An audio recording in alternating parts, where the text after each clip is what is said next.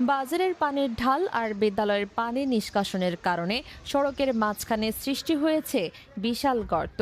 প্রতিদিন ঝুঁকি নিয়ে চলাচল করছেন স্কুল শিক্ষার্থী, পথচারী ও বিভিন্ন শ্রেণী পেশার মানুষ।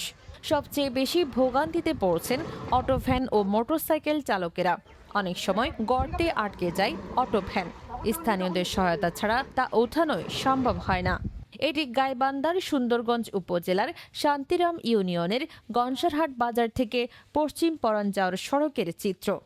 এই সড়ক দিয়ে প্রতিদিন পরান সরকারি প্রাথমিক বিদ্যালয়ের শিক্ষার্থী সহ শত শত মানুষ যাতায়াত করেন।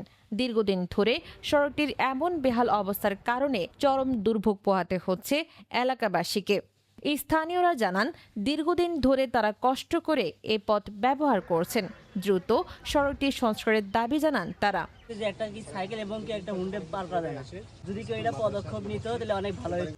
পরান সরকারি প্রাথমিক বিদ্যালয়ের প্রধান শিক্ষক বলেন, বিদ্যালয়ের পানির ঢাল ও বাজারের পানির নিষ্কাশনের পানি একই স্থান দিয়ে প্রবাহিত হওয়ায় সড়কটিতে বড় গর্তের সৃষ্টি হয়েছে। তিনি আরও বলেন, বিদ্যালয়ের বার্ষিক বরাদ্দ দিয়ে প্রয়োজনীয় আনুষঙ্গিক কাজ সম্পন্ন করা কঠিন। তাই বিদ্যালয়ের বাইরে সড়ক সংস্কারের মতো কাজ করা তাদের পক্ষে সম্ভব নয়। হাই স্কুলের পানি এবং আমার স্কুলের মাঠের পানি সব মিলে এদিক দিয়ে যাওয়া আসা করে। তো এখানে দেখা যাচ্ছে যে পানি যাওয়ার কারণে এটা প্রতিনিয়ত ভেঙে যাচ্ছে।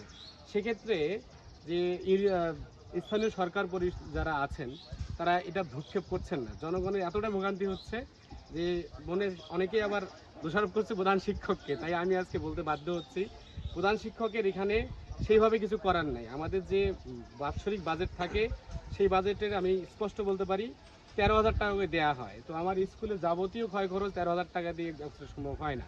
এদিকে বিষয়টি জানতে পেরে শান্তিরাম ইউনিয়নের চেয়ারম্যান পদপ্রার্থী দাসিজুল হক আনিস ঘটনাস্থল পরিদর্শন করেন।